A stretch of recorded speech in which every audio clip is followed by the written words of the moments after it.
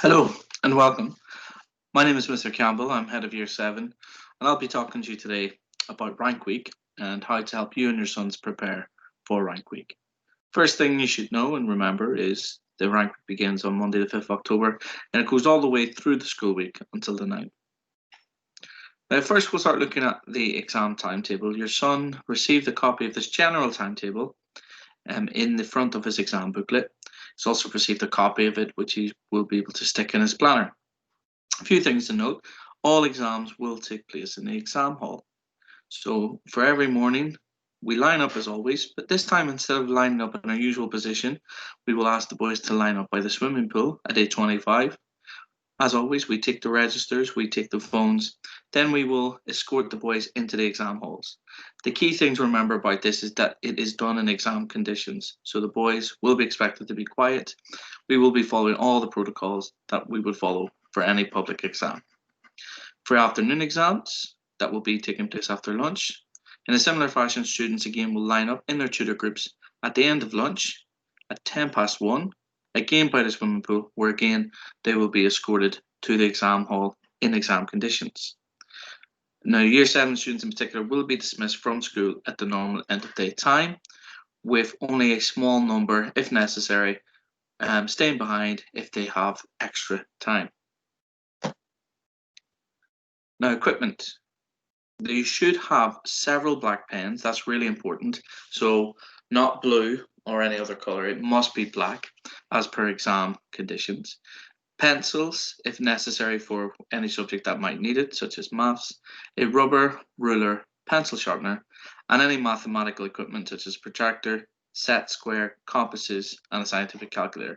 And it's really important that all of these are stored in a transparent pencil case.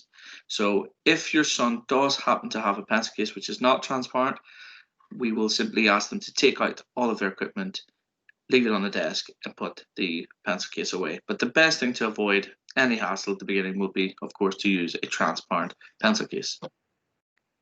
Now, revision. This is going to be obviously the most important part, especially with Year 7s. This is probably a very new thing to them. And I suppose the thing to start with is this idea of retrieval practice. That is the key. So being organized is going to be incredibly important. Now, all their subjects will have given them knowledge organizers, revision guides, and even their class books. These things will be used to help them remember all the key aspects for their areas. So one of the things we obviously need to think about is constantly revisiting. If students are not constantly revisiting topics, then knowledge is simply quickly forgotten. Revision must be active. It must encourage you to remember what you've learned. So it is really, really important for the boys to test themselves with things such as flashcards, quizzes, past papers, even creating questions and answers. It's really important to passively create pretty mind maps and flashcards. It's important that revision needs to encourage you to recall from your learning. So use mind maps or flashcards to test yourself. So really don't try to go down the route of encouraging them to make their mind maps or flashcards really neat. Again, lots of time can be wasted on that. It's really just about ensuring that the right content is there, using those for the content. Use the process look, cover, write, and check to test yourself from knowledge organizers or revision material, something that they would have been used to in primary school. You need to make sure that you space out your revision. So little and often is key. It's really important not to spend one day just looking at one particular subject. Creating a revision timetable will be really, really essential. Designating time for each subject and spreading it out amongst the next few weeks is going to be really, really essential for success. Now, the mornings before the exams, a few tips. First thing, most importantly, is make sure, of course, to eat. Eat brain boosting food, so protein rich foods such as toast with jam, whole grain cereal, porridge, oatmeal, eggs. Essentially, they are brain food. And that's really, really important so that the boys are ready to take in information, again, to dispel that information, and that their energies are in the right place.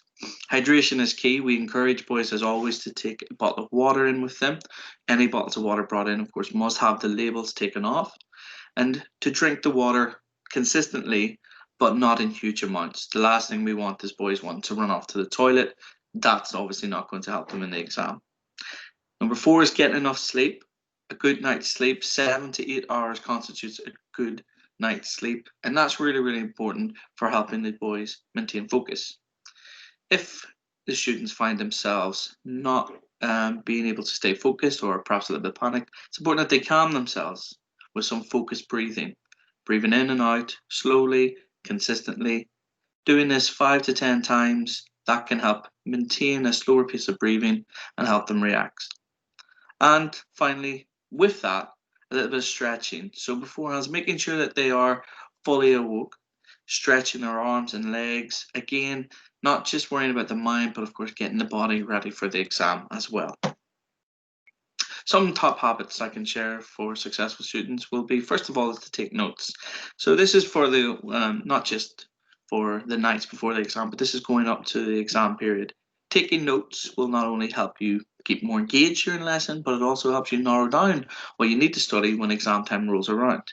Now, at the minute, the boys are learning exactly what's going to be on those exams, so it's really, really important that they're paying close attention and making sure that their notes are clear and concise in order to help them revise. Study spaces. This is really, really important. Find a place that will maximize productivity.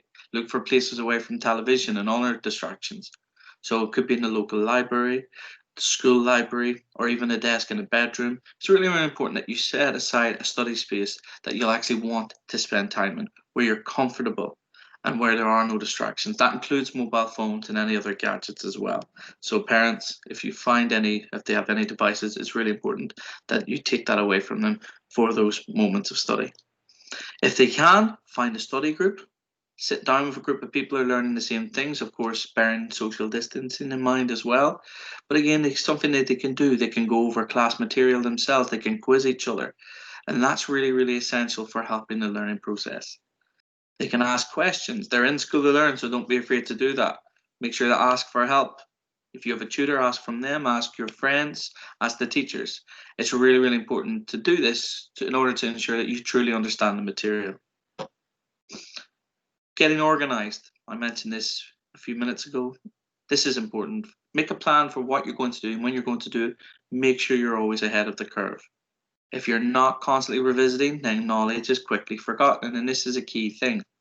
Don't try to multitask. Studies have shown that multitasking is physically impossible. Try to keep everything organized in a very clear, methodic way. Of course, divide it up.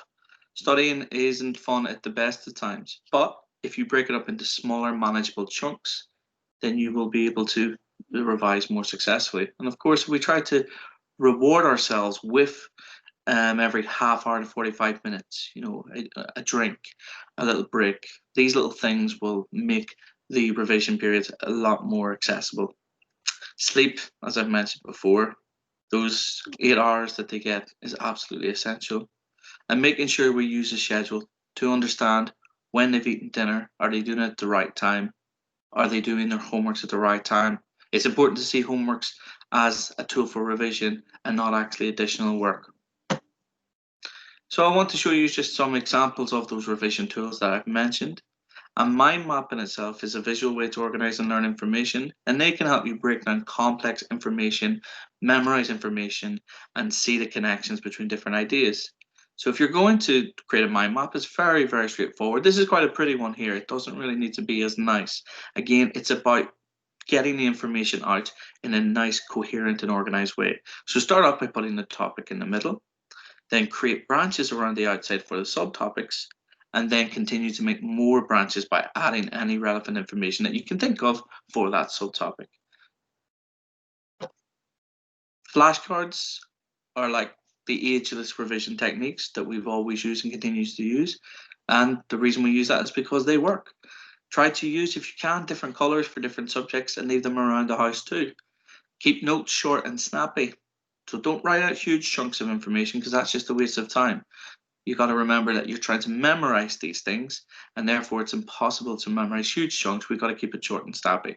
Now, you don't have to go out and buy flashcards. You can, of course, create your own flashcards with any colored paper or any card that you have. It can be done as well. You can even test your friends or your parents. Get some friends around again, bearing social distancing in mind, and have a revision theme quiz. Again, moms and dads, you can help them by asking questions. Use their guides to help them. They've got answers as well. Use incentives. They always help. A sweet treat or staying up for 30 minutes longer the weekend for when they get things right. Studies do show that this can help with motivation. So try to make revision a bit fun and a bit more interactive and engaging. It will end up to be a much more successful practice when doing that. So in summary, be early and prepared. Eat a healthy breakfast. Space out your revision, so try to create a timetable. Revise what you don't know, not what you do. Get the right amount of rest and sleep.